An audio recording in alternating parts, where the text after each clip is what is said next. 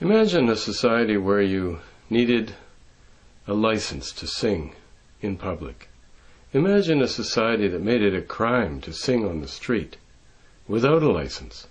Imagine a society that actually required you to pass a test before you could sing on a street in public.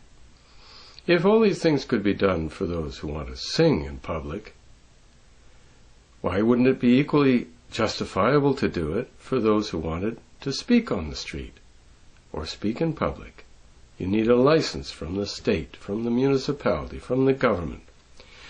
Well, my friends, you just imagined the state of affairs in Nanaimo, British Columbia, and in many other communities where if you want to have the right to sing on the street, you have to buy a license.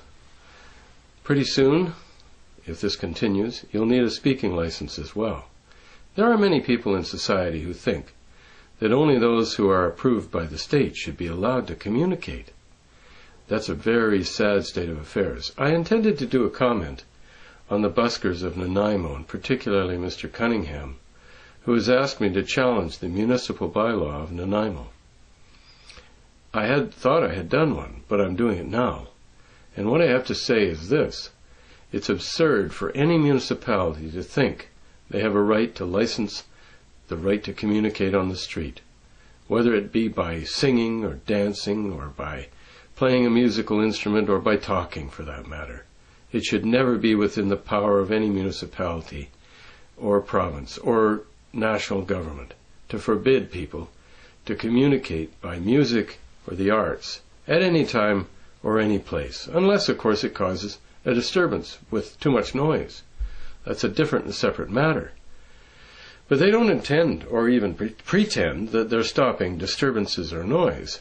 They're actually stopping people because they want to control the right of people to earn money by making music.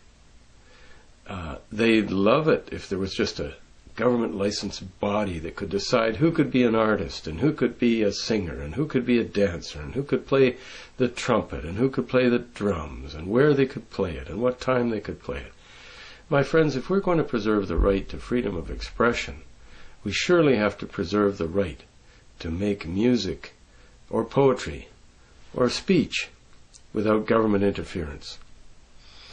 And that's why I am going to be helping the buskers of Nanaimo, and every other city for that matter, to maintain the right to make music without begging permission from a municipal bureaucrat who can come around and fine them.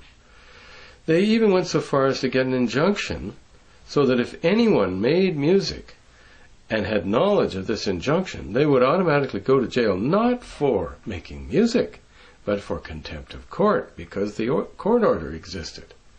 And this court order was obtained without a trial, as a preliminary and interlocutory matter. So, people have gone to jail for making music in Nanaimo. And my friends, freedom is a precious gift. Our forefathers fought for it.